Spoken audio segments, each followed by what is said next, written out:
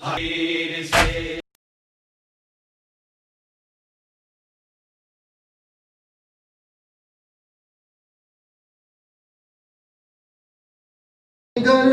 پہ اپنے 72 کے زخم کھائے حسین، جگر پہ اپنے 72 کے زخم کھائے حسین، صدا یہ آتی تھی زہرا کی رن میں ہائے حسین۔ پر محمد والے محمد صلوات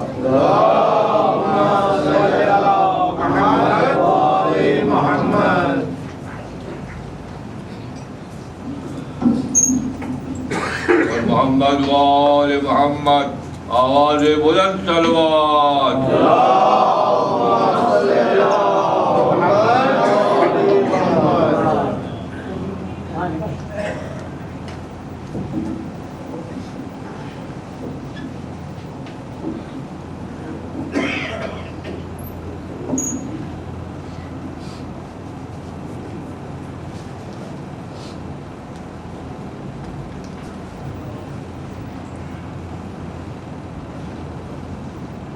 رحم اللہ من قرأ الفاتحہ۔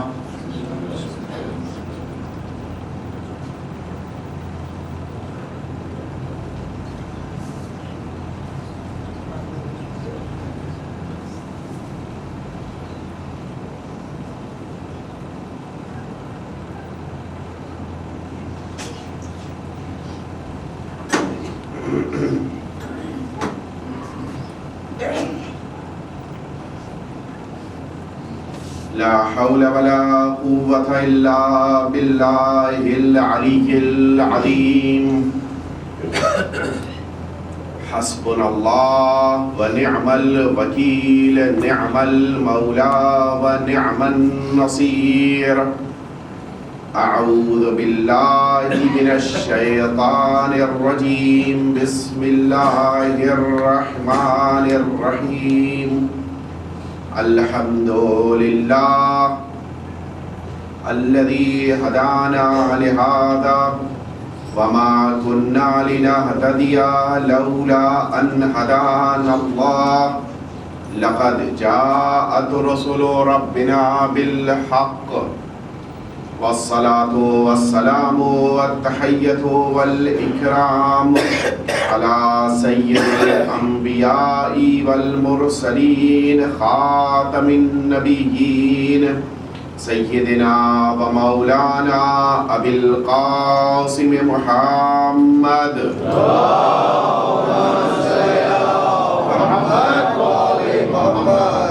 ثم الصلاة والسلام والتحية والإكرام على أهل بيته الأطيبين الأنجبين، الذين أذهب الله عنهم الرجس وطهرهم تطهيرا۔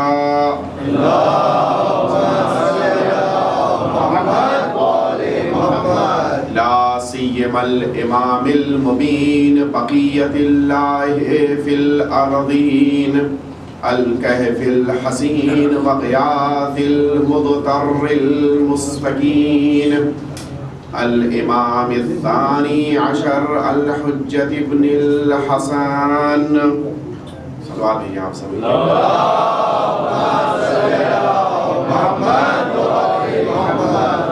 واللعنة الدائمة الباقية على أعدائهم أجمعين من الآن إلى قيام يوم الدين۔ أما بعد، فقد قال الله الحكيم في كتابه الكريم، وهو أصدق الصادقين وقوله الحق، لقد أرسلنا رسلنا بالبينات وأنزلنا معهم الكتاب والميزان ليقوم الناس بالقسط۔ درود بھیجیں آپ سامنے۔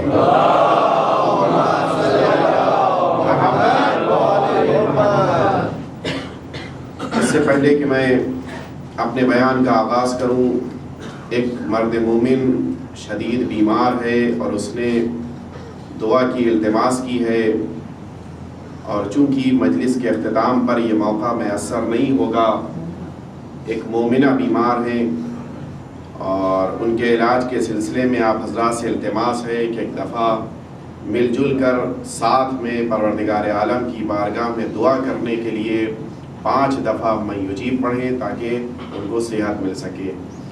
اعوذ باللہ من الشیطان الرجیم، بسم اللہ الرحمن الرحیم، امن یجیب المضطر اذا دعا ویکشف السوء، امن یجیب المضطر اذا دعا ویکشف السوء، امن یجیب المضطر اذا دعا ویکشف السوء، امن یجیب المضطر اذا دعا ویکشف السوء، امن یجیب المضطر اذا دعا ویکشف السوء۔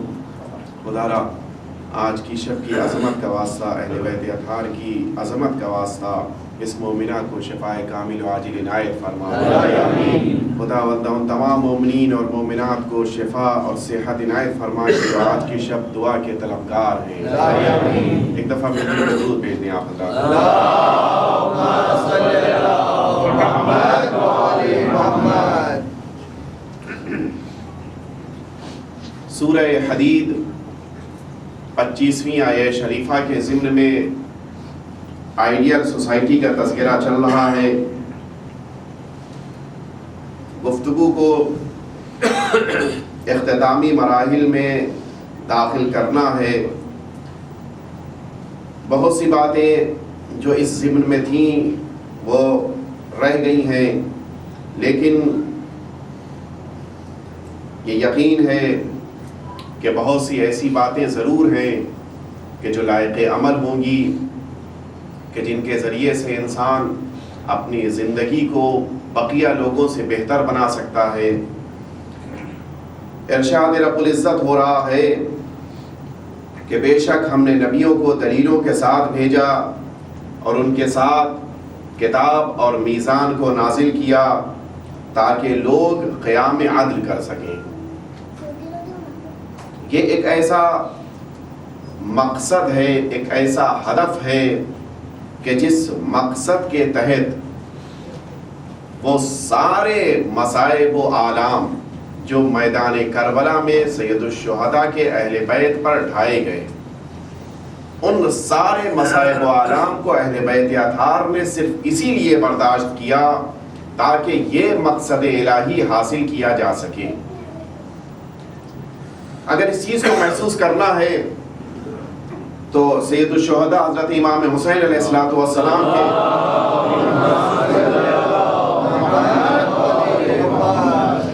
مولا کے اس بیان پر توجہ دیں کہ جس بیان کو مولا نے مدینہ منورہ میں جناب محمد حنفیہ سے بیان فرمایا تھا۔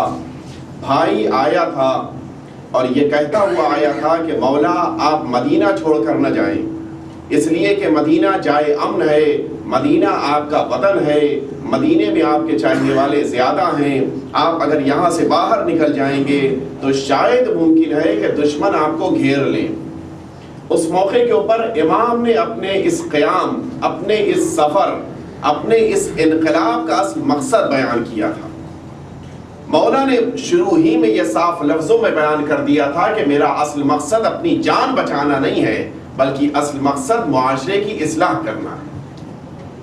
فرماتے ہیں کہ انی لم اخرج اشرا ولا بطرا ولا مفسدا ولا ظالما، نہ تو میں فساد برپا کرنے کے لیے، نہ میں ظلم کرنے کے لیے، اور نہ ہی کسی قسم کے فتنے کے لیے، نہ لوگوں کے درمیان ٹکراؤ پیدا کرنے کے لیے، میں ان میں سے کسی کام کے لیے نہیں نکل رہا ہوں، الا لطلب اصلاح امت جدی رسول اللہ صلی اللہ علیہ وآلہ وسلم، صرف اور صرف میرا مقصد یہ ہے کہ میں اپنے نانا کی امت کی اصلاح کر سکوں۔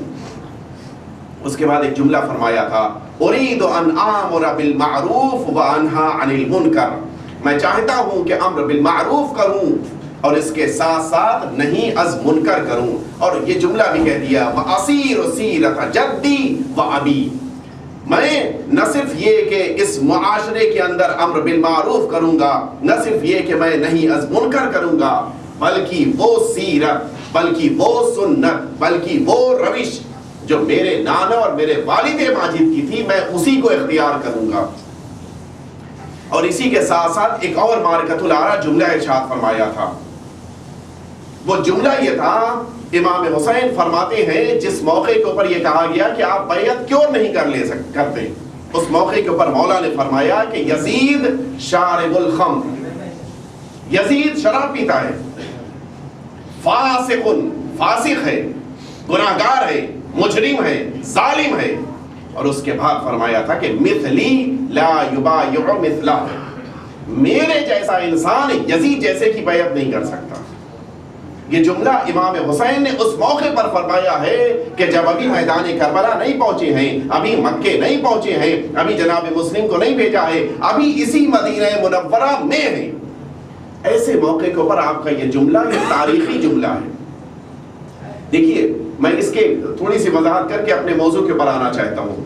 دیکھیے آپ توجہ فرمائیں، مولا نے یہ نہیں فرمایا کہ میں حسین یزید کی بیعت نہیں کر سکتا. سب سے آسان جملہ یہی تھا کہ میں حسین ہوں، نواسہ رسول ہوں، میں یزید کی بیعت نہیں کر سکتا. نہیں، یہ نہیں فرمایا.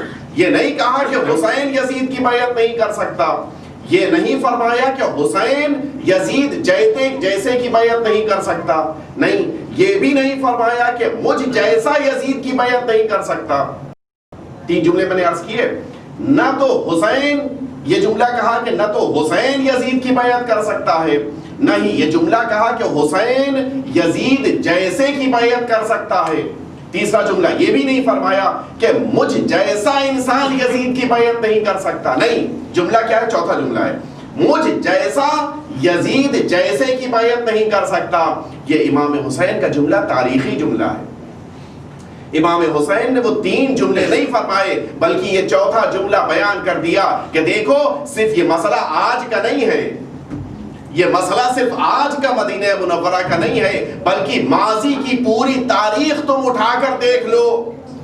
کبھی کسی موقع کے اوپر یہ تم کو نہیں ملے گا کہ آدم نے شیطان کے ہاتھوں پر بیعت کی ہو.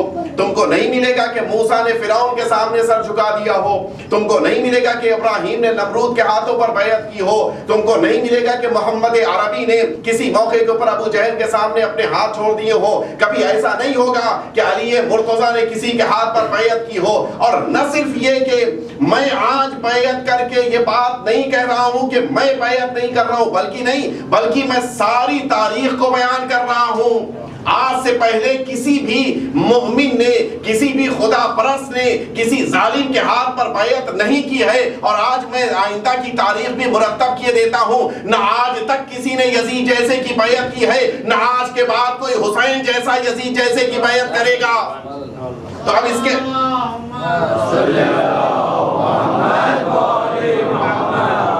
معنی یہ ہے کہ اگر کوئی حسینی ہے، اگر کسی کے سینے کے اندر جو دل دھڑک رہا ہے اس کے اوپر حسین حسین لکھا ہے، اگر ہمارے خون کے ایک ایک قطرے کے اوپر حسین حسین لکھا ہے اور ہمارا دعویٰ یہ ہے کہ ہم وہ قوم ہیں جو حسینی ہے، تو پھر اپنے عمل سے ثابت کرنا ہوگا اگر حسینی ہے تو کسی یزیدی جیسے کی بیعت نہیں کر سکتے.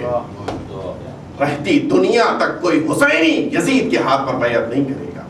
اس کے معنی یہ ہے کہ اس معاشرے کے اندر، جس معاشرے کے اندر ہم زندگی گزار رہے ہیں، اپنے اس معاشرے کو حسینی بنائیں گے.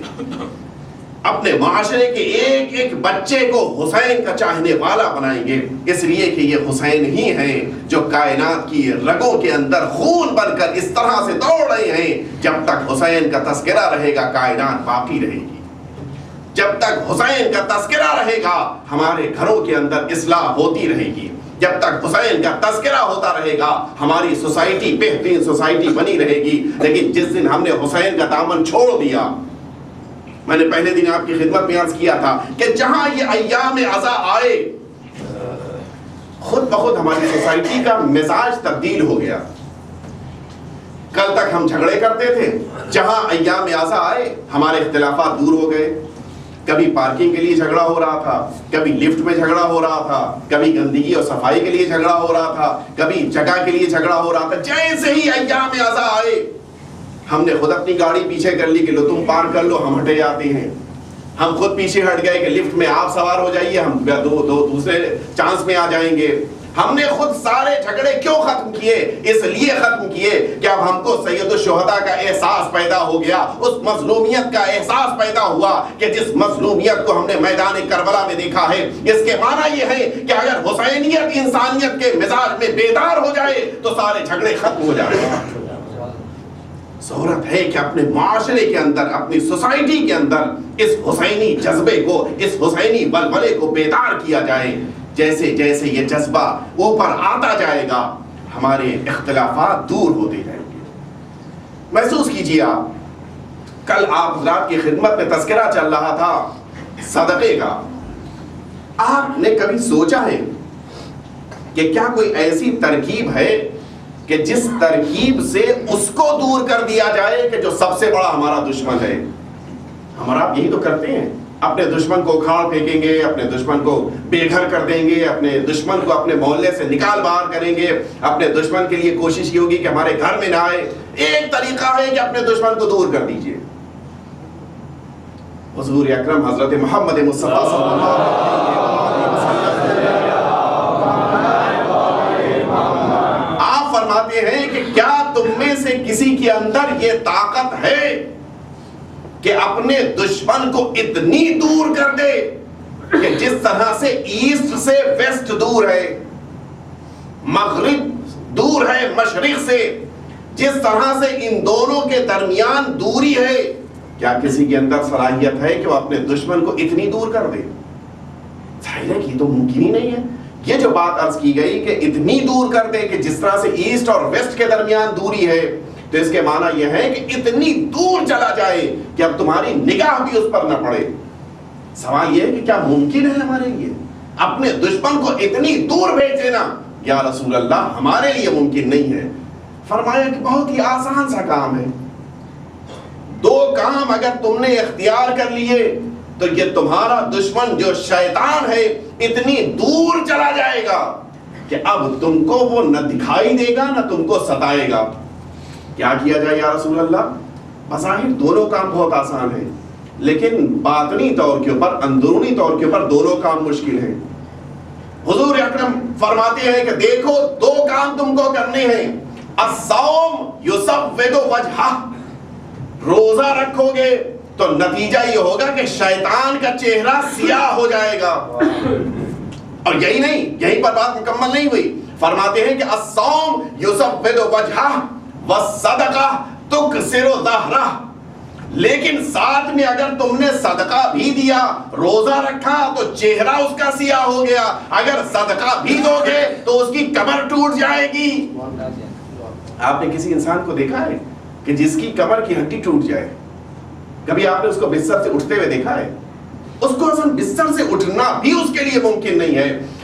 فرماتے ہیں کہ شیطان تمہارے صدقے کی بنا پر اتنا مجبور ہو جاتا ہے کہ اس کی کمر ٹوٹ جاتی ہے۔ اب ذرا سوچیں کہ شیطان اتنی دور جا چکا ہے کہ گویا وہ تم اگر مشرق میں ہو تو مغرب پہنچ چکا ہے، اور نہ صرف یہ کہ تم سے دور ہو گیا بلکہ اس کی کمر بھی ٹوٹ چکی ہے، اب وہ تم سے قریب نہیں ہوگا۔ لیکن یاد رکھنا، جب تک صدقہ دیتے رہو گے اس کی کمر ٹوٹی رہے گی، اور جس دن تم نے صدقہ روکا پھر وہ بھلا چنگا ہو کے کھڑا ہو جائے گا۔ ابھی تک تو ہم نے صدقے کے ذریعے سے اس کی کمر توڑے رکھی تھی، لیکن جہاں صدقے کو روکا وہیں سے انسان کا یہ دشمن پھر تنو مند ہو کر اس کے سامنے آ گیا، اور اسی لیے آخر میں فرما دیا کہ دیکھو ایک دن میں ایک بار صدقہ نہ دینا۔ حضور فرما رہے ایک دن میں ایک بار صدقہ نہ دینا بلکہ ایک دن میں 2 بار صدقہ دینا، اس لیے کہ ایک دن میں 2 حصے ہوتے ہیں۔ ہم کہتے تو دن ہیں لیکن مراد دن اور رات ہوتی ہے۔ ہم کہتے تو عربی میں یوم ہے لیکن یوم سے مراد دوپہر اور رات ہے۔ ہم انگلش میں ڈے کہتے ہیں لیکن ڈے سے کیا مراد ہے؟ ڈے سے مراد یہ ہے کہ دوپہر بھی ہو رات میں بھی ہو. حضور فرما رہے ہیں چونکہ ایک دن کے 2 حصے ہوتے ہیں لہٰذا جس حصے میں صدقہ دیا جائے اس حصے میں شیطان سے محفوظ ہو جاؤ گے. اب دوسرے حصے میں ضرور صدقہ دو تاکہ اس حصے میں بھی محفوظ ہو جاؤ. اور ہمارے وہاں صبح میں صدقہ دینے کا تو دستور ہے, رواج ہے, لیکن شام ڈھلتے اور رات ہوتے صدقہ دینے کا تصور نہیں ہے. حضور اکرم فرما رہے ہیں کہ جس طرح سے تم صبح میں صدقہ دیتے ہو اسی طرح سے رات میں بھی صدقہ دو, اس لیے کہ صبح کا نکالا ہوا صدقہ شام تک کی محافظت ہے اور رات کا نکالا ہوا صدقہ تم کو صبح تک محفوظ رکھے گا. لہذا صدقہ دونوں وقتوں میں دیا جائے. اور سنیے گا صدقے کی فضیلت, کون ہے جو اس صدقے کی فضیلت کو سمجھے گا؟ محسوس کیجیے آپ ہمارے اور آپ کے چوتھے امام امام سجاد علیہ السلام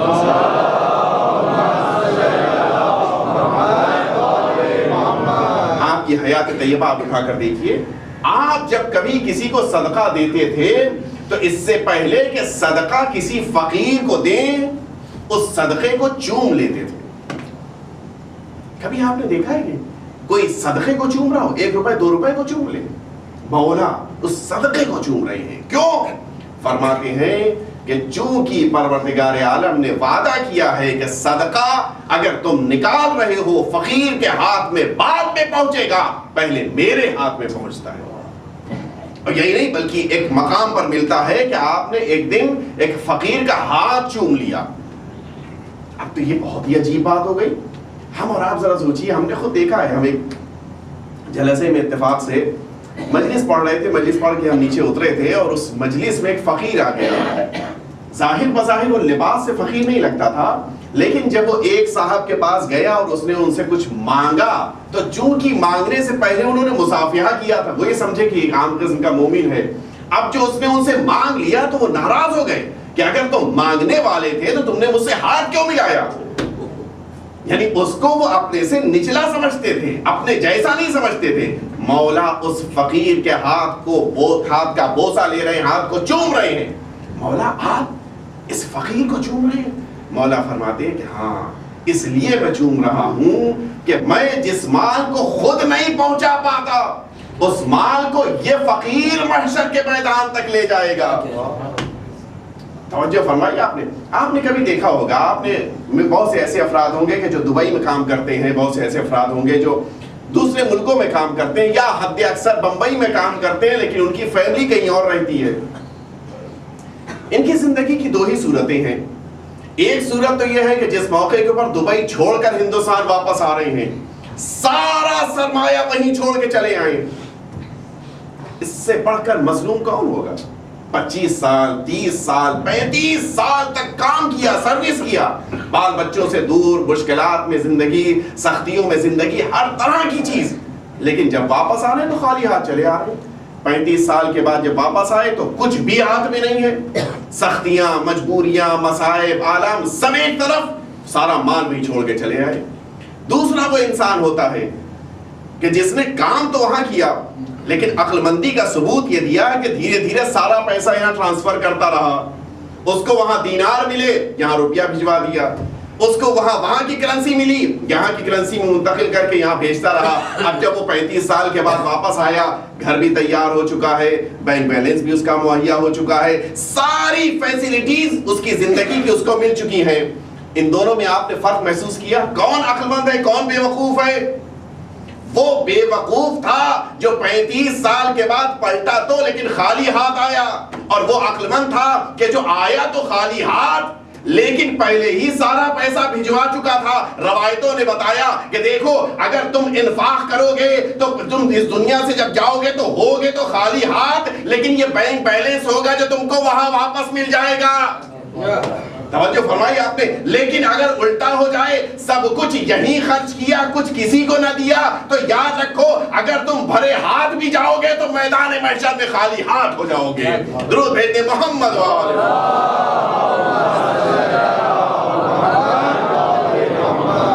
آپ توجہ تو فرمائیں کتنی اہمیت ہے صدقے کی.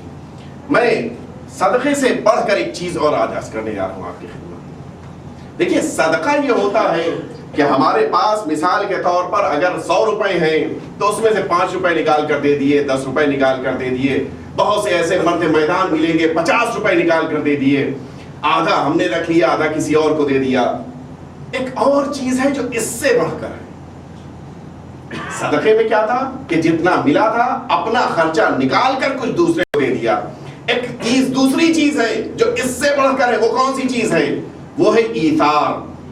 وَيُؤْثِرُونَ عَلَىٰ أَنفُسِهِمْ وَلَوْ كَانَ فِيهِ خَصَاصَةٌ. قرآن مجید کہہ رہا ہے کہ یہ وہ لوگ ہیں کہ جو اپنے نفسوں سے ایثار کرتے ہیں اگرچہ ان کو فاقہ ہی کیوں نہ کرنا پڑے.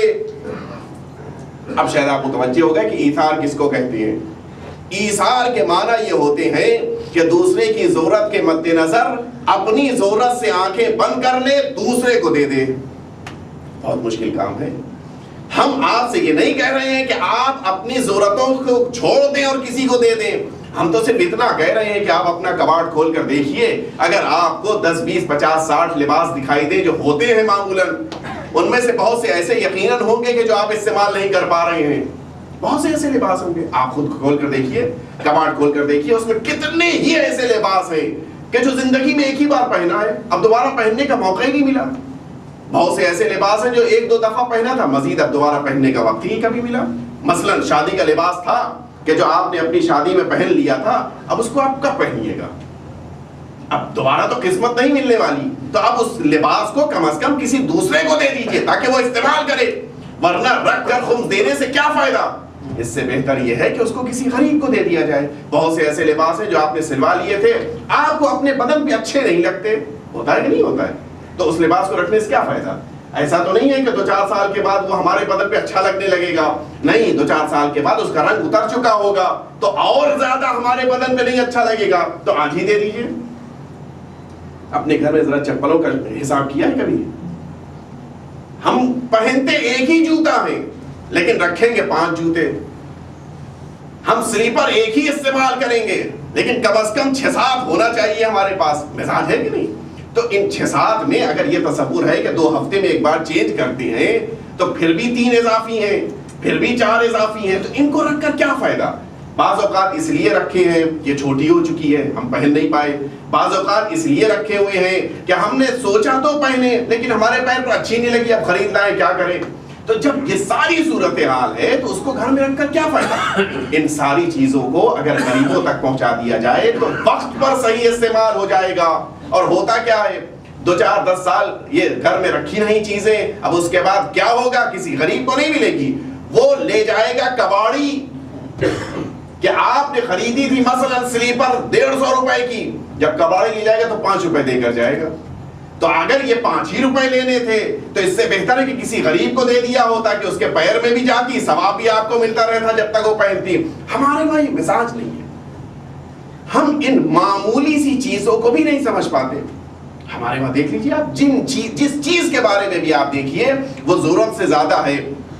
اور یہی چیز اگر ہمارے مزاج میں پیدا ہو جائے تو معاشرے کے اندر سے بہت ساری کمیاں خود بخود دور ہو جائیں گی.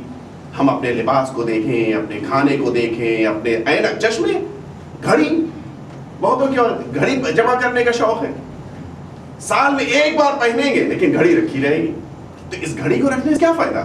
کسی کو دے دیے تاکہ وہ استعمال کرے. چشمے، آپ جانتے ہیں کہ ایک وقت میں 2 چشمہ تو نہیں استعمال ہوتا لیکن رکھیں گے. ہاں حد اکثر 2 رکھیے اس لیے کہ ایمرجنسی میں ضرورت پڑ سکتی ہے، لیکن 4 چشمے 5 چشمے کیا ضرورت ہے اس کو رکھنے کی؟ یہ وہ تمام چیزیں کہ جو ہمارے پاس اضافی ہیں ان کو اگر ہم آج ہی جا کر یہ دیکھنا شروع کریں کہ کون کون سی چیزیں اضافی ہیں تو یقین جانیے اچھی خاصی چیزیں نکل آئیں گی. اور خود ہمارا کباڑ بھی، کباڑ خانہ نہیں، کباڑ جو ہمارا کبورڈ ہے یہ بھی خالی ہو جائے گا خود بخود. تو اگر ہم یہ سارا اپنے مزاج میں تبدیلی پیدا کریں تو خود بخود بہتوں کا بھلا ہوتا جائے گا. ایک دفعہ درود بھیج دیں آپ حضرات.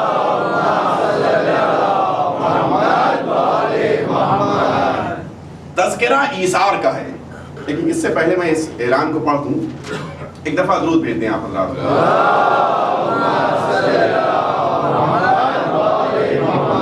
پرچہ لمبا ہے لیکن دیکھ کے گھبرائیے گا نہیں آپ لوگ. سب سے پہلا اعلان یہ ہے کہ آج رات کی مجلس جس کا اعلان 11:30 بجے کیا گیا تھا مولانا عابد بالگرامی صاحب کی، وہ 12 بجے رات میں شروع ہوگی. دوسرا اعلان کل اعمال عاشورہ 11:30 بجے صبح میں اسی مقام پر منعقد ہوں گے، اور اس کے بعد نماز ظہرین ہوگی، اور اس کے بعد پکنک کاٹیج سے جلوس برآمد ہو کر زپ پیلس تک آئے گا، اس کے بعد فاقہ شکنی ہوگی، مجلس شام غریبہ اسی جگہ پر بعد نماز مغربین منعقد ہوگی، آپ تمام حضرات اس میں شرکت فرمائیں۔ اس کے بعد ایک اور اعلان یہ ہے کہ گلستان ہند میں 12 محرم سے 20 محرم تک مجالس اعزا کا انعقاد کیا گیا ہے، جس میں 5 مجلسیں مولانا عابد بلگرامی صاحب اور 4 مجلسیں مولانا نور علی عابدی صاحب پڑھیں گے، جو 9 سے 10 رات میں منعقد ہوگی، جس میں خواتین و حضرات دونوں شرکت فرمائیں گے۔ اس کے بعد تیسرا اعلان یہ ہے کہ 26 جنوری اور 27 جنوری کو اسی جگہ پر بظاہر ایک مجلس اعزا ہے۔ 26 جنوری کو صبح میں 11:30 بجے زنانی مردانی دونوں، یعنی دونوں مجمع آ سکتا ہے، زنانہ بھی مردانہ بھی۔ اس مجلس کو جو پہلی یعنی سیٹرڈے کو ہے مولانا عابد بلگرامی صاحب خطاب فرمائیں گے، اور اس مجلس کے بعد نیاز کا بھی انتظام ہے، اور سنڈے کو جو مجلس ہوگی اس کو مولانا نور علی عابدی صاحب خطاب فرمائیں گے، اس کے بعد بھی نیاز کا انتظام ہے۔ درود بھیجتے ہیں آپ حضرات۔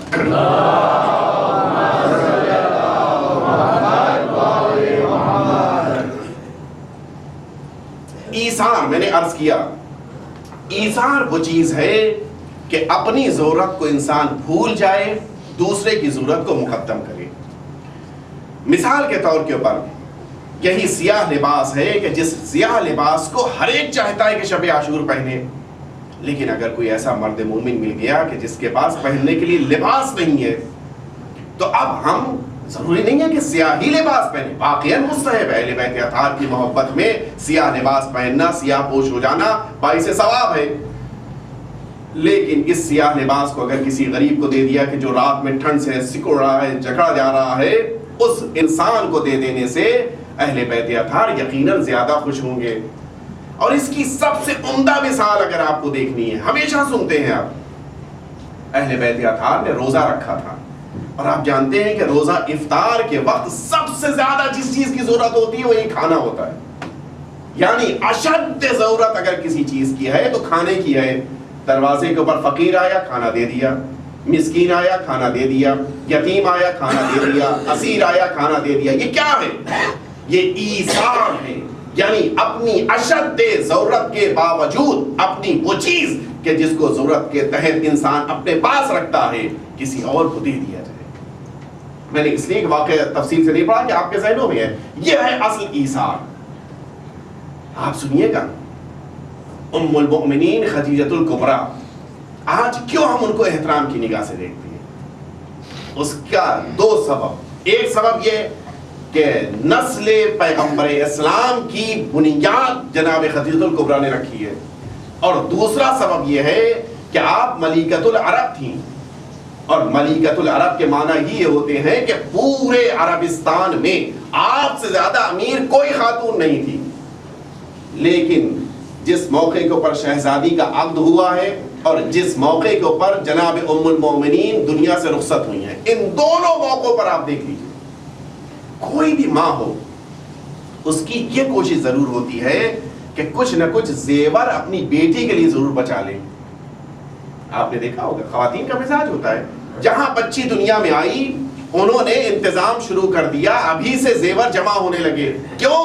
تاکہ جب یہ لڑکی 25 سال 30 سال کی ہو جائے گی تو جب گھر سے رخصت کریں گے تو اس کے ہاتھ میں زیور ہونے چاہیے۔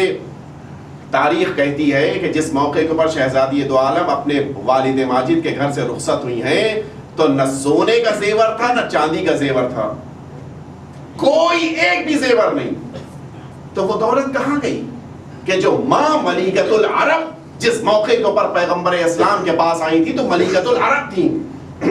دوسری روایت، جس موقع کے اوپر ام المومنین خدیجۃ الکبریٰ کا انتقال ہوا ہے، اس موقع کے اوپر عالم یہ تھا کہ حضور اکرم کے پاس بی بی کو کفن دینے کے لیے رقم نہیں تھی۔ سنا آپ نے؟ جو ملیکۃ العرب تھی، جس کے وہاں نوکروں کی اتنی تعداد تھی کہ شمار نہیں کیا جا سکتا، آج نوبت یہ ہے کہ وہ اس دنیا سے جب رخصت ہوئی تو کفن کی رقم نہیں ہے۔ یہ ساری رقم گئی کہاں؟ کم از کم اپنی بیٹی کے لیے تو بچا لیا ہوتا، نہیں۔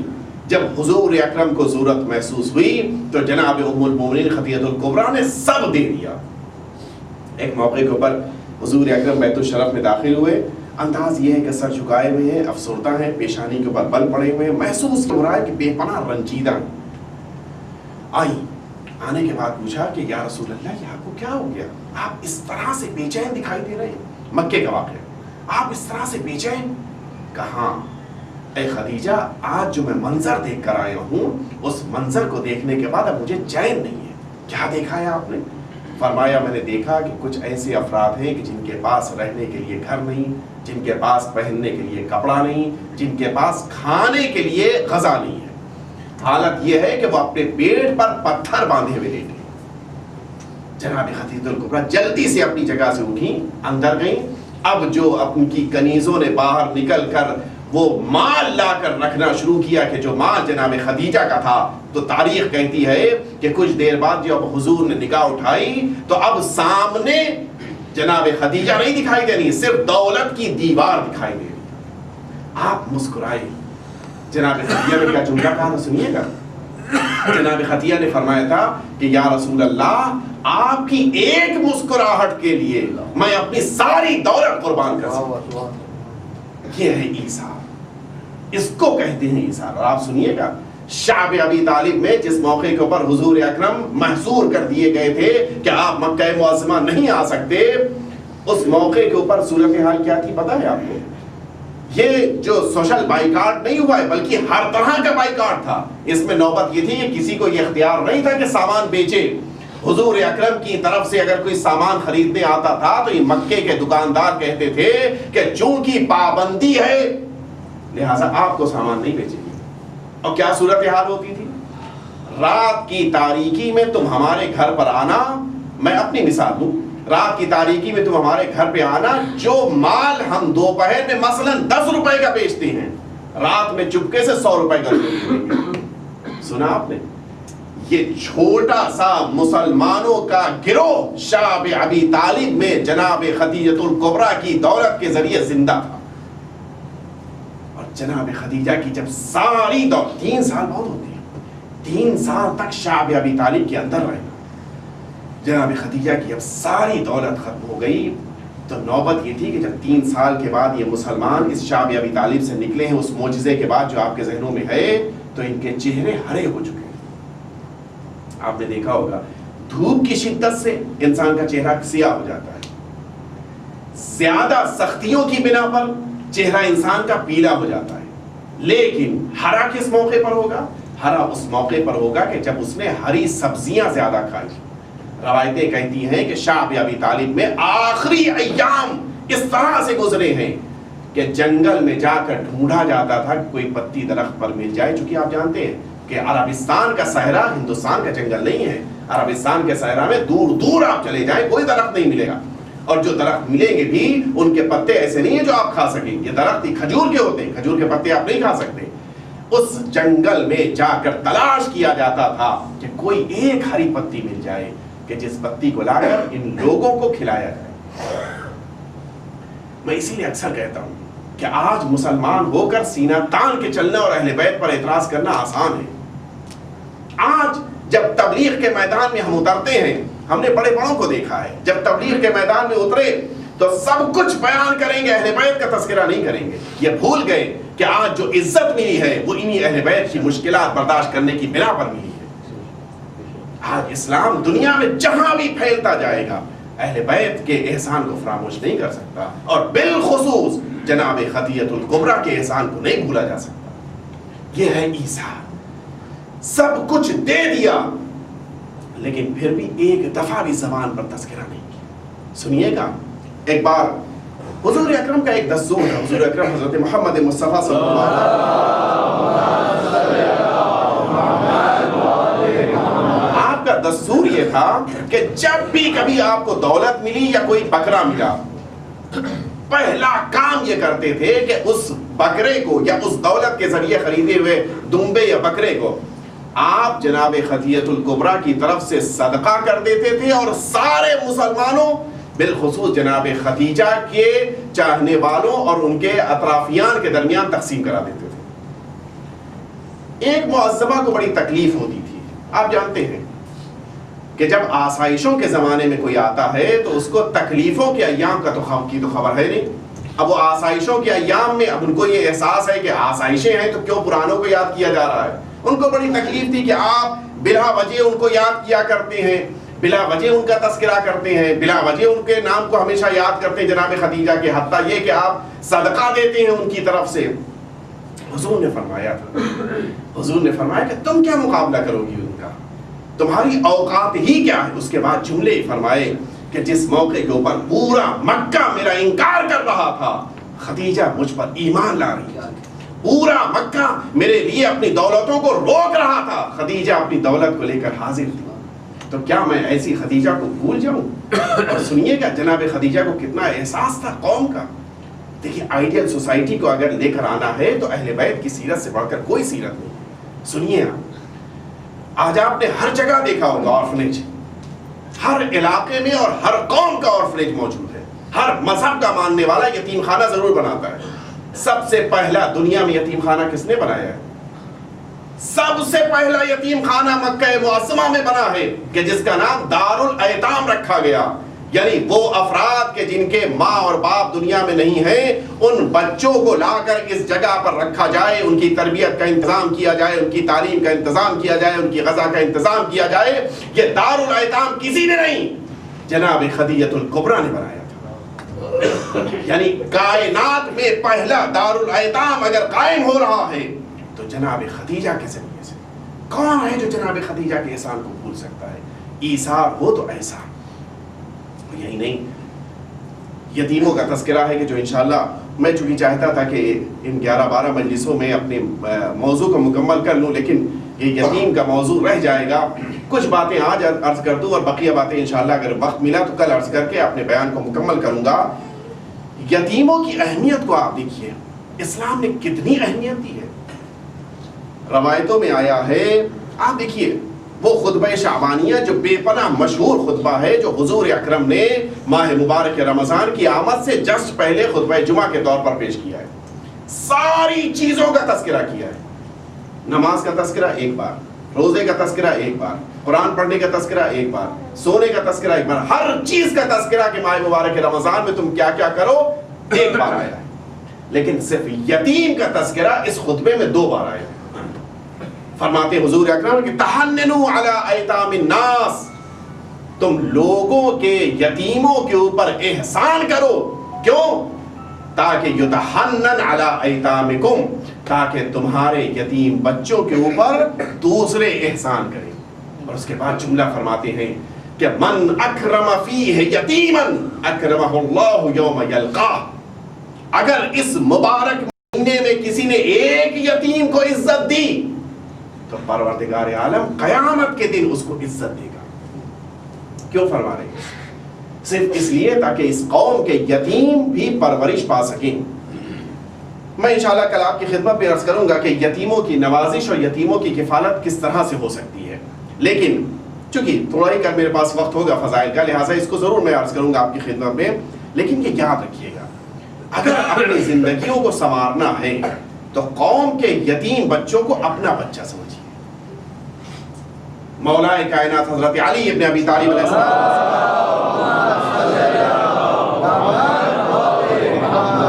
آپ کا حال یہ تھا کہ اگر کوئی یتیم آپ کو دکھ جاتا تھا, آپ سوچئے امام حسن اور امام حسین سے کوئی بہتر اولاد ہو سکتی کائنات؟ کوئی اولاد امام حسن اور امام حسین کا مقابلہ نہیں کر سکتی. لیکن مولا کا یہ دستور تھا کہ اگر اپنے بچوں کے ساتھ بیٹھے ہیں اور کوئی یتیم دکھ گیا تو اپنے جنتی بچوں کو ہٹا دیا, اس یتیم کو اپنی آغوش میں بٹھا لیتے تھے. اتنی محبت کرنے والے. فرماتے ہیں, مولا فرما رہے ہیں وصیت میں اپنے دونوں صاحبزادوں کو کہہ رہے ہیں کہ دیکھو فلا تقیبوا علی ایتام الناس, دیکھو کہیں ایسا نہ ہو کہ یتیموں تک تم غذا تو پہنچاؤ لیکن کبھی کبھی پہنچاؤ. تقیبو کے معنی کیا ہوتے ہیں؟ تقیبو کے معنی یہ ہوتے ہیں کہ کبھی پہنچاؤ کبھی نہ پہنچاؤ. نہیں, یہ نہ کرنا, یتیموں کو ہمیشہ غذا دیتے رہنا. اس کے بعد ایک جملہ فرمایا کہ دیکھو نہ تو صرف یہ کہ تم ان کی غذا میں کوتاہی کرنا, اور اس کے ساتھ ساتھ ولا تقیبوا بحضرتکم. ہمارے وہاں کیا ہوتا ہے, ہم نے تقریر کی، نتیجہ یہ ہوا کہ آپ کے اندر ایک جذبہ پیدا ہوا، آپ کسی آرفنیج میں گئے یا آرفنیج کے ذمہ دار کو فون کیا، اتنی رقم ہے تو 1 ہفتے 2 ہفتے اس کو کھانا کھلا دینا. نہیں، مولا فرما رہے ہیں کہ یتیموں کو نہ صرف یہ کہ کھانا کھلانا، بلکہ تم خود ان کے پاس جاتے رہنا، یہ زیادہ اہمیت رکھتا ہے. اگر ہم نے اپنے گھر میں شادی کی، ہم کیا کرتے ہیں، ایک بڑی سی دیگ 5 دیگ پکوائی تھی، 1 دیگ ہم نے یتیم خانے میں کھلا دی. نہیں، یہ یتیموں کو کھانا تو کھلایا جا رہا ہے لیکن وہ کام نہیں ہو رہا جو میں عرض کرنے جا رہا ہوں. آپ نے مجلس عزا برپا کی، اس مجلس کے اختتام پر جو تبرک بچ گیا تھا یتیم خانے بھجوا دیا. آپ نے ایک بڑا فنکشن کیا، اس فنکشن میں یتیموں کا خیال کرتے ہوئے ان یتیموں تک کھانا پہنچوا دیا. آپ نے یتیموں کی کتابوں کا انتظام کر دیا، آپ نے یتیموں کے لیے ٹیچرز کا انتظام کر دیا، سب کچھ کر دیا. لیکن آپ نے اگر ان کے پاس خود کو لے کر آپ نہیں گئے تو پھر یقین جانے کہ وہ کام نہیں ہوا جو مولا نے فرمایا تھا. کیوں؟ اس لیے کہ تم اپنے بچوں کے لیے جو کام کرتے ہو وہ کام تم نے ان یتیموں کے ساتھ نہیں کیا. کھانا تم اپنے بچوں کو بھی دیتے ہو، یتیموں کو بھی دے رہے ہو. تعلیم کا انتظام تم نے اپنے بچوں کے لیے بھی کیا، ان کے لیے بھی کیا. ٹیچر ٹیوٹر کا انتظام ان کے لیے بھی ان کے لیے بھی، سب کچھ ایک جیسا. لیکن جب تک تم ان کے پاس حاضر نہیں ہوگے تب تک تم ان بچوں کو عزت نہیں دو گے. اسلام چاہتا ہے کہ ان یتیم بچوں کو عزت ملے، یعنی یہ معاشرے میں سر اٹھا کر زندگی گزارے اور ان کو یہ احساس ہو کہ ہمارے پیچھے پوری قوم کھڑی ہے. ان کو یہ احساس نہ ہو کہ قوم صرف فون کر دیتی ہے، قوم صرف کھانا بھجوا دیتی ہے، قوم صرف موقع کے اوپر ہم کو یاد کر لیتی. نہیں، تم ان کے پاس جاؤ، ان سے ملو. ضروری نہیں کہ ملاقات کے معنی یہ ہے کہ آپ ان کے اوپر کچھ خرچ کریں، ضروری نہیں کہ ان کو ہر ملاقات پہ کھانا کھلائیں. نہیں، اگر ملاقات کرتے رہیں گے تو سب سے بڑا فائدہ یہ ہوگا کہ ان کو یہ احساس ہوگا کہ ہماری قوم ہم کو فراموش نہیں ہے. اور اسی لیے آپ دیکھیے جس موقع کے اوپر مولا کائنات کی شہادت ہوئی ہے، اسی کوفے کے اندر وہ بچے گریہ کر رہے تھے کہ جن بچوں کے پاس مولا کائنات جا کر بیٹھتے تھے اور اپنے دست مبارک سے کھانا کھلاتے تھے. یعنی اہل بیت اطہار کی سیرت کو آپ دیکھیں. ایک شخص ہے کوفے کا رہنے والا ہے، اپنے زمانے کا سب سے بڑا شرابی. میں جلدی نہیں چونکہ میرے پاس وقت کم ہے لہذا سب سے بڑا شرابی. جب وہ اس دنیا سے گیا تو اس کی نماز پڑھانے کے لیے اور نماز پڑھنے کے لیے کوئی ایک بھی کوفے کا انسان راضی نہیں. شراب آپ جانتے ہیں پروردگار عالم کو سخت ناپسند ہے. روایتوں میں ہے، حدیث قدسی ہے کہ پروردگار عالم نے یہ فرمایا کہ مجھ کو کسی بھی گناہ کے سلسلے میں، آپ توجہ کیجئے، جھوٹ اگر آپ نے جان بوجھ کے بولنے کو ترک کر دیا ثواب نہیں ہے. آپ کو شاید حیرت ہو رہی ہوگی. مثال کے طور کے اوپر آپ نے غیبت کو یوں ہی چھوڑ دیا، کوئی ثواب نہیں. آپ نے نماز کو یوں ہی پڑھ لیا، کوئی ثواب نہیں. آپ نے کسی غریب کو یا کسی اندھے کو راستہ پار کرا دیا یوں ہی، کوئی ثواب نہیں. ثواب کب ہے؟ جب آپ اس اندھے کو خدا کے لیے راستہ پار کروائیں، نماز کو خدا کے لیے پڑھیں، جھوٹ کو خدا کے لیے ترک کریں، غیبت کو خدا کے لیے چھوڑ دیں. روایتوں میں ہے کہ ہر گناہ کو چھوڑنے کے لیے قربت کی نیت ضروری ہے، تب میں ثواب دوں گا. لیکن صرف شراب ایک ایسا گناہ ہے کہ اگر کوئی انسان اس لیے چھوڑ رہا ہو کہ اس کو اس کی بو نہیں اچھی لگتی، اس لیے چھوڑ رہا ہو کہ اس کی بنا پر عقل اس کی ختم ہو جاتی ہے، اس لیے چھوڑ رہا ہو کسی ایک بھی وجہ سے، خدا کے لیے نہیں، کسی بھی وجہ سے انسان شراب چھوڑ دے تو خدا کہتا ہے کہ میں وعدہ کرتا ہوں کہ اس کو ثواب دوں گا. اس کی وجہ بھی ہے. علماء نے بڑی پیاری، بس آخری بات آپ کی خدمت میں عرض کر رہا ہوں پھر وہ واقعہ عرض کروں گا، وجہ بھی لکھی ہے. کسی بھی گناہ کو کر لینے کے بعد، مثلا الیاذ باللہ ہم نے غیبت کی کسی کی، بہت بڑا گناہ، کسی مرد مومن کو قتل کرنا یقیناً گناہ ہے، لیکن اس کو نہ صرف یہ کہ قتل کرنا بلکہ اس طرح سے مارنا کہ اس کی عزت چلی جائے، خدا کو سخت ناپسند ہے. تو اگر آپ نے خدا نخواستہ کسی کی غیبت کی تو نتیجہ یہ ہے کہ آپ فوراً توبہ کر سکتے ہیں. آپ نے بالفرض کسی کی آبرو لے لی تو آپ فوراً توبہ کر سکتے ہیں.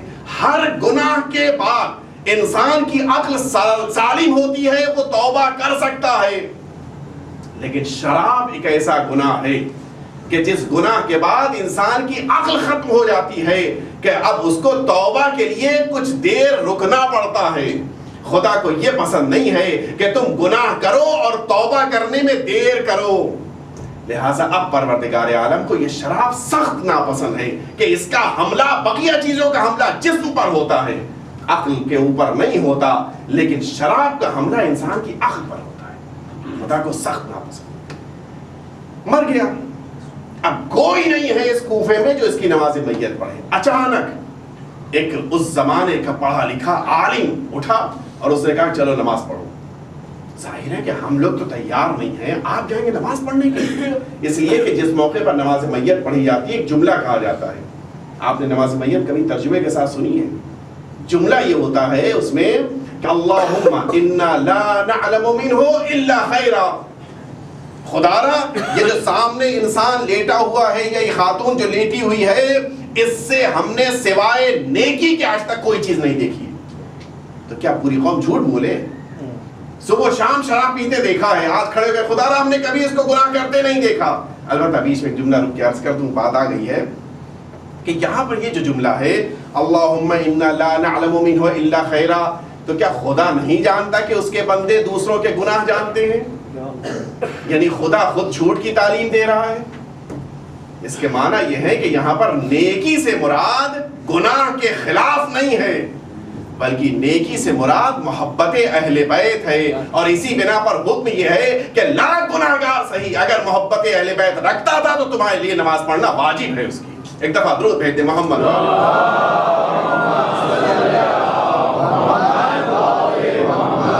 کوفے کا مجمع کہتا ہے کہ مولانا صاحب آپ تو پڑھے لکھے آدمی ہیں, آپ کو اتنا بھی نہیں پتا کہ یہ شرابی تھا اور آپ فرمانے چلو نماز پڑھنے کے لیے؟ کہاں نماز تو پڑھنی پڑے گی. کیوں؟ کہا اس لیے کہ میں نے خواب دیکھا ہے, حکم آیا ہے اہل بیت کی طرف سے کہ اس کی نماز میت فوراً جا کر پڑھی جائے. ظاہر عالم کا احترام تھا, بہت سے لوگ جمع ہو گئے, نماز میت ہو گئی. لیکن یہ سوال اس عالم کے ذہن میں بھی گونج رہا تھا, ایسا فاسق انسان جو شراب میں ڈوبا رہتا تھا, اس کے بارے میں اہل بیت یہ حکم دے کہ جا کے نماز پڑھو. کہا چلو نماز دفن کر چکے تھے, نماز وغیرہ پڑھا کے دفن کر چکے تھے, کہا چلو اس کی بیوی کے پاس, وائف کے پاس چلے, اس سے پوچھیں کہ تھا کون آدمی. آئی بیوی کے پاس پرسا دیا کہ تمہارا شوہر اس دنیا سے گزر گیا, تم کو پرسا دیتے ہیں, لیکن یہ بتاؤ کہ کیا تمہارے شوہر کی زندگی میں کوئی نیکی بھی تھی؟ کہاں, تم لوگوں نے تو اس کے گھر کی باہر کی زندگی دیکھی ہے, میں تو اس کے گھر کی اندر کی زندگی جانتا ہوں. اور یہیں سے یہ چیز اپنے ذہنوں میں رکھیے گا, ہمارے وہاں یہ ہوتا ہے کہ ہماری گھر کی باہر کی زندگی بہت اچھی, اور اگر حقیقت دیکھنا ہے تو گھر کے اندر آ جائیے. باہر کیا با اخلاق آدمی ہے, گھر کے اندر داخل ہوئے اب یہی دیکھیے ان کی پینٹ کی بیل کتنی جلدی نکلتی ہے بچے کو مارنے کے لیے. وہی اخلاق جو باہر تھا گھر میں چینج ہو گیا. تو یہ جو اخلاق کی تبدیلی ہے اسلام پسند نہیں کرتا. اسی لیے برعکس ہے, تمہارا گھر کے باہر جیسا بھی اخلاق ہو, لیکن اس اخلاق کو جب گھر کی دہلیز میں داخل ہو تو چینج کر کے اچھے بن کر آؤ. آفس کا غصہ کبھی بیوی پر, کبھی بچے پر, محلے والوں کا غصہ کبھی اپنے گھر والوں کے اوپر, تو یہ چیز اسلام نہیں پسند کرتا. وہ کہتی ہے تم نے تو گھر کے باہر کی زندگی دیکھی تھی نا, شراب پیتے دیکھا تھا, مجھ سے پوچھو کیسا تھا وہ, کیا تھا؟ کہا یہ جب شراب پی کر گھر میں آتا تھا تو ظاہر ہے کہ اب مدہوش ہے, عقل کام نہیں کر رہی ہے, بالکل انسان کے اندر ہوش ہی نہیں ہے, لیکن جیسے ہی اس کو ہوش آتا تھا, تین کام یہ اچھے کرتا تھا, جیسے ہی اس کو ہوش آتا تھا فوراً جا کر غسل کرتا تھا اور آ کر خدا کی بارگاہ میں توبہ کرتا تھا. دوسرا عمل, اور جس دن یہ شراب پی کر آتا تھا یوں تو ہمیشہ نماز پڑھتا تھا, کوئی نماز اس نے ترک نہیں کی ہے, لیکن جس شب یہ شراب پی کر آتا تھا نماز صبح کبھی نہیں چھوڑتا تھا. تیسری خاصیت, کہا اس کی خاصیت یہ تھی کہ کبھی اس نے دسترخوان پر کھانا ہی نہیں کھایا جب تک کہ 3 یتیموں کو بٹھا کر خود اپنے ہاتھ سے کھانا نہ کھلا لے. کہتا تھا کہ خدارا میں یقیناً گناہگار ہوں, لیکن تیرے 3 بندوں کو میں کھانا کھلا رہا ہوں, 3 بندوں کا میں خیال رکھے ہوں. خدارا جس طرح سے میں نے قوم کے بچوں کو, جس طرح سے تیرے بندوں کا خیال یہاں رکھا ہے, محشر کے میدان میں تو ہمارا خیال رکھ. اس بنا پر پروردگار عالم نے اور اہل بیت اطہار نے یہ حکم دیا کہ جاؤ اور اس فاسق کی نماز پڑھو. واقعی طور کے اوپر اہل بیت اطہار کا یہ عطیہ ہے, یہ احسان ہے. کہ ہماری قوم آج نیکیوں کی طرف گامزن ہے. بقیہ کی بنسبت ہمارے وہاں جتنا زیادہ اصلاح کا جذبہ ہے، جتنا زیادہ ہمارے وہاں اپنے کو تبدیل کرنے کا احساس ہے، وہ کہیں نہیں ملتا. آج شب عاشور ہے. میں ایک واقعہ عرض کرنا چاہتا ہوں، اسی کے بعد پھر مسائل خدمت میں عرض کروں گا. عجیب واقعہ ہے. آپ نے کبھی سوچا ہے کہ امام حسین کا کون عزادار ہے؟ مرحوم کرباسی کا یہ بیان ہے کہ ہم سب مشہد مقدس کی زیارت سے واپس آ رہے تھے. مرحوم محدث نوری نے اس واقعے کو لکھا ہے اور اس کے اعتبار میں کوئی شبہ نہیں ہے. مرحوم کرباسی کہتے ہیں کہ ہم سب مشہد مقدس کی زیارت سے واپس آ رہے تھے. اچانک راستے میں ہم سب جس وسیلے جس بس پر سوار تھے وہ خراب ہو گئی. صحرا، میدان، پہاڑ ہی پہاڑ ہر طرف. اس موقع کے اوپر میں نے تلاش کیا کہ دیکھیں یہاں پر کوئی آدمی دکھائی دیتا ہے. دیکھا کہ اس بلندی کے اوپر، پہاڑ کے اوپر ایک انسان ہے. داڑھی سفید ہو چکی ہے، بھاویں بھی سفید ہو چکی ہیں، بالکل بوڑھا، چلا نہیں جا رہا ہے اس سے. ہم سب اس کے پاس گئے. اس بلندی پر پہنچنے کے بعد یہ پوچھا کہ یہ بتاؤ کہ تمہاری عمر کتنی ہے؟ اس نے کہا میری عمر تقریباً 125 سال ہے. 125 سال؟ کہاں 125 سال ہے؟ میں اس جنگل ہی کے سارے غذاؤں کو، ساری چیزوں کو استعمال کرتا ہوں. میں کبھی شہر نہیں جاتا اور ہر اس چیز سے پرہیز کرتا ہوں کہ جس چیز کو خدا نے میرے لیے حرام قرار دیا ہے. اس بنا پر میری عمر زیادہ ہے. خیر، باتوں باتوں میں مرحوم کرباسی کہتے ہیں کہ میں نے ان سے یہ پوچھا کہ بتاؤ 125 سال عمر پائی ہے تو کوئی ایسی بات بھی تم نے اپنی زندگی میں دیکھی کہ جس کی بنا پر ہمارے اندر اصلاح پیدا ہو سکے؟ کہا نہیں، میں نے اپنی زندگی میں بہت کچھ دیکھا ہے لیکن ایک ایسی چیز دیکھی کہ جس کی بنا پر آج تک مجھ کو سکون نہیں ملتا. کیا دیکھا ہے؟ کہا میری عادت ہمیشہ سے یہ رہی ہے کہ میں نمازیں پڑھنے کے لیے، عبادتیں کرنے کے لیے اس بلندی کے اوپر آ جاتا ہوں. پہاڑی پہ، اونچائی پہ بیٹھا تھا میں، اس پہاڑی پر آ جاتا ہوں اور بقیہ جیسی عبادت پوری ہوتی نیچے اتر کے، تھوڑا سا نیچے اتر کے ایک جگہ ہے وہاں پہ میں جا کے آرام کرتا ہوں. ایک دن رات میں نماز مغربین پڑھ کر میں اسی جگہ پر بیٹھا ہوا، میرا دل چاہ رہا تھا کہ کچھ اور دعائیں پڑھوں، کچھ اور عبادت کروں، کچھ اور پروردگار عالم سے راز و نیاز کروں. میں بیٹھا ہوا، میرا دل چاہ ہی رہا تھا. میں نے کہا 2 رکعت اور نماز پڑھ لی جائے. اب جیسے ہی میں نے 2 رکعت نماز شروع کی، عجیب آوازیں آنا شروع. مجھ کو ایسا محسوس ہوا کہ چاروں طرف سے حیوانات ہیں کہ جو جمع ہو رہے ہیں. آوازیں جب میں نے غور کرنا شروع کیا تو شیر کی بھی آواز ہے، ہاتھی کی بھی آواز ہے.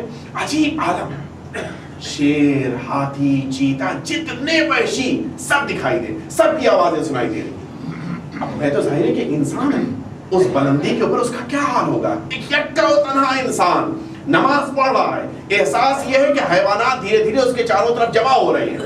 میں نے نماز کو مکمل کیا. اب جو نگاہ اٹھائی تو عجیب منظر دکھائی دیا. شیر بھی موجود ہے، اس کے بغل میں بکری بھی ہے. چیتا بھی موجود ہے، اس کے بغل میں گائے بھی موجود ہے.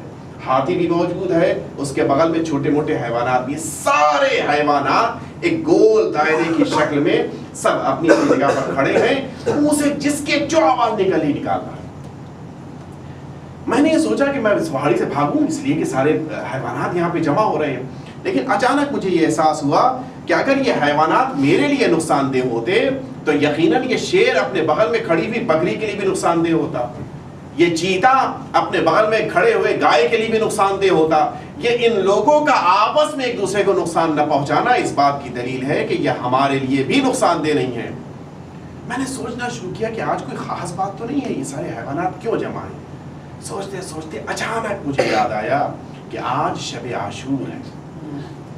جیسے ہی یہ احساس پیدا ہوا، یہ شخص، میں بات کا جملہ بھی عرض کر دوں آپ کی خدمت میں، کہ میں پہچان گیا تھا کہ یہ سب شب عاشور کے لیے چونکہ جمع ہوئے ہیں. اس سال کے بعد میں ہر شب عاشور یہیں پر آتا ہوں اور یہیں پر سب ماتم کرتے ہیں، یہیں پر یہی ان کا انداز ہوتا ہے. اور جس سال مجھے مشکل ہوتی ہے سمجھنے میں کہ آج شب عاشور ہے یا شب نہوم ہے، میں ایک دن پہلے یہاں پر آ جاتا ہوں. سارے حیوانات جب آتے ہیں تب مجھے پتا چلتا ہے کہ آج شب عاشور ہے. یہ شخص کہتا ہے، سفید داڑھی، سفید بال، سفید بھویں، کہتا ہے کہ جیسے ہی مجھ کو یاد آیا کہ آج شب عاشور ہے، میں نے بھی جلدی جلدی یا حسین یا حسین یا حسین کہنا شروع کیا. کہتا ہے جیسے ہی میرے زبان سے یا حسین نکلا، یہ حیوانات کا مجمع جو گول دائرے کی شکل میں تھا، اس نے ایک راستہ بنا دیا، میں ان کے درمیان سے گزرتا ہوا بیچ میں جا کر کھڑا ہو گیا۔ انداز یہ ہے کہ میں سر و سینہ پیٹ رہا ہوں، میں یا حسین کہتا جا رہا ہوں۔ سارے حیوانات اپنی آوازیں بلند کرتے جا رہے ہیں، سب اپنے اپنے انداز میں ماتم کرتے جا رہے ہیں۔ کہتا ہے کہ مجھ کو اس موقع پر احساس ہوا، اے حسین، کربلا معلیٰ میں آپ یقیناً یکتا و تنہا تھے، لیکن اتنے سال گزر جانے کے باوجود آج بھی کائنات میں حیوانات آپ کا ماتم کر رہے ہیں۔ ارے عزادارو ذرا سوچیں، میدان کربلا میں جس موقع کے اوپر امام حسین نے یہ آواز بلند کی تھی، حل من ناصر ینصرنا، حل من مغیث یغیثنا، ہے کوئی جو میری مدد کرنے کے لیے آئے، ہے کوئی جو حسین کی آواز پر لبیک کہے۔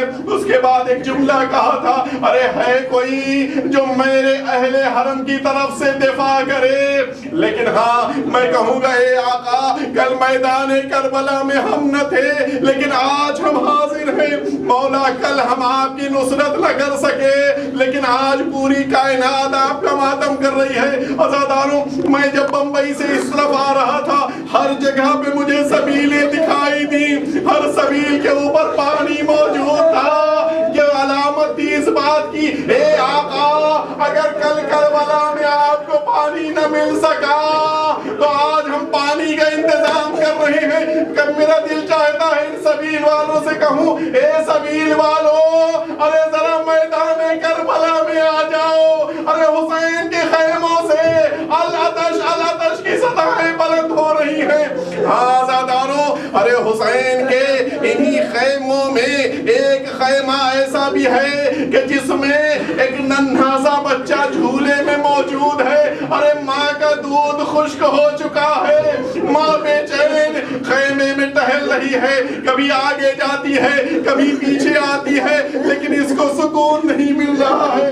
ارے آپ سمجھ گئے ہوں گے، یہ کوئی اور نہیں ہے بلکہ علی اصغر کی مادر گرامی ام رباب ہے۔ آزاداروں، اب جو عاشور کا دن آیا، حسین کی آواز استغاثہ بلند ہوئی۔ انداز یہ ہے، حسین میدان کربلا میں آوازیں بلند کر رہے ہیں، اچانک خیمے سے رونے کی آوازیں بلند ہوئی۔ حسین خیمے کی طرف پلٹے، آنے کے بعد آواز دیتے ہیں، اے زینب، ابھی حسین زندہ ہے، ابھی گریے کا کیا سبب ہے؟ کہتی ہے، اے بھیا، علی اصغر نے خود کو جھولے سے گرا دیا ہے، وہ کسی کی گود میں نہیں جا رہے ہیں، کسی کی آغوش میں نہیں آتے۔ حسین علی اصغر کے قریب پہنچے، علی اصغر کو اپنے ہاتھوں پر اٹھایا، لیکن ہاں اب ذرا سوچئے، میدان کربلا کی طرف جا رہے ہیں۔ اب جو خیمے کے در پر پہنچے، ماں دکھائی دی، رباب دروازے پر موجود ہے۔ اے رباب، میں تیرے بچے کو پانی پلانے لے جا رہا ہوں۔ رباب کہتی ہے، اے آقا، ارے جو میدان میں آج گیا وہ واپس نہ آیا۔ اے آقا، بس اتنی اجازت دے دیجئے، میں علی اصغر کو آخری بار دیکھ لوں۔ ماں اپنے بچے سے رخصت ہو رہی ہے۔ ارے میں ماؤں کو دعا دوں گا، اے ماؤں، تمہاری آغوشیں ہمیشہ آباد رہیں، لیکن ہاں کربلا میں رباب اجڑ گئی۔ ارے رباب کا علی اصغر اس سے بچھڑ گیا۔ عزاداروں، ایک حسین کے بارے میں ذرا سوچیں، اب میدان کربلا کی طرف جا رہے ہیں۔ حسین اس بہادر کا نام ہے کہ جس نے کبھی کسی سے کچھ مانگا نہیں ہے، ہمیشہ حسین نے دیا ہے۔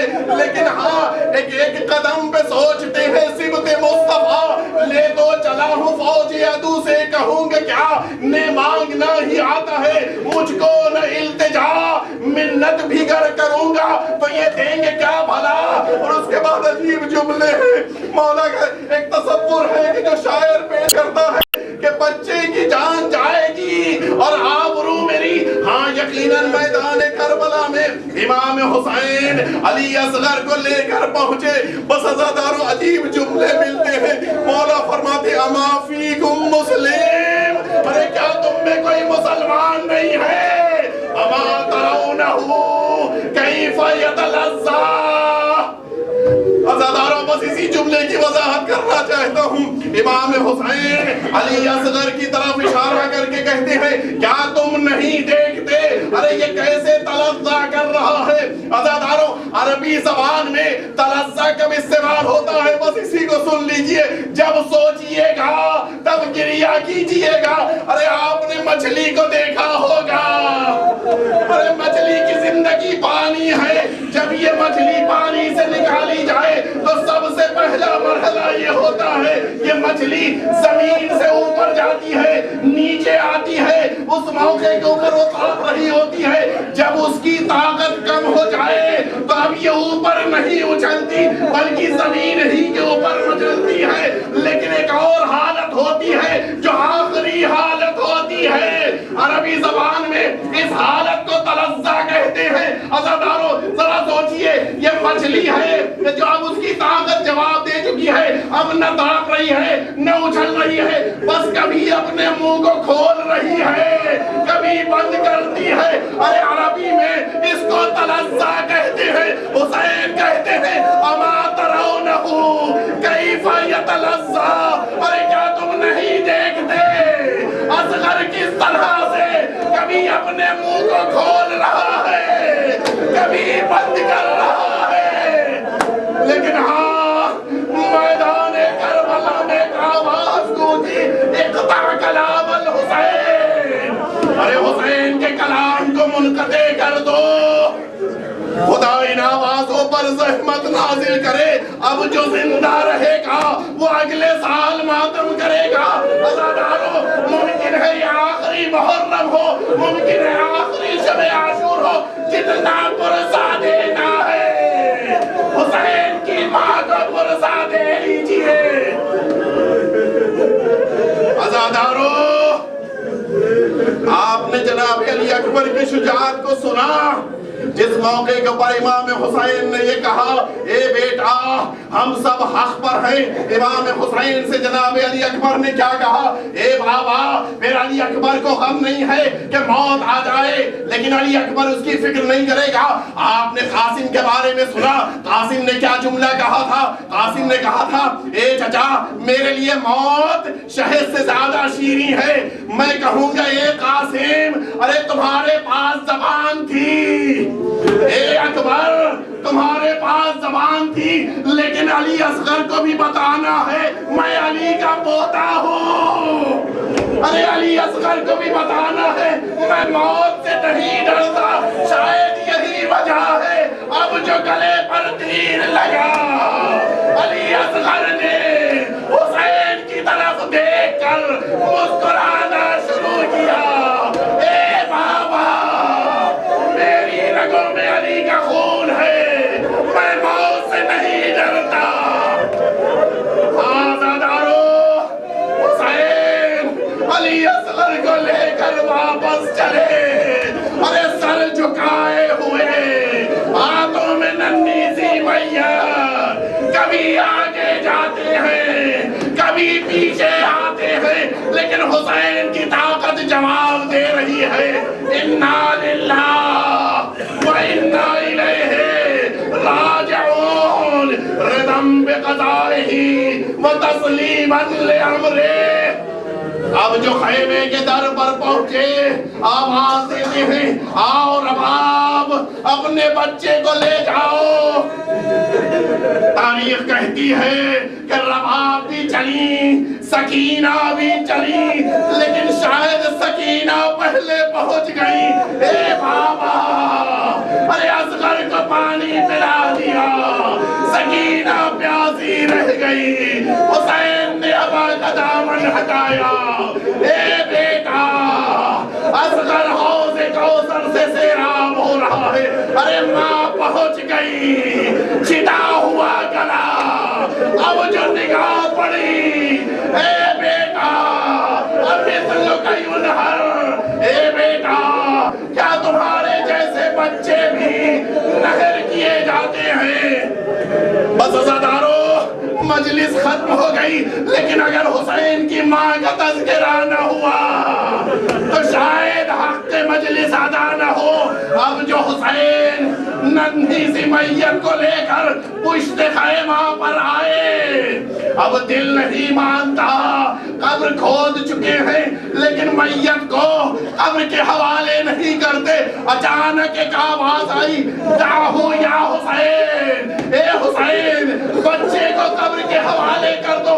ارے اس کی پالنے والی جنت سے آ چکی ہے. میں کہوں گا اے بی بی علی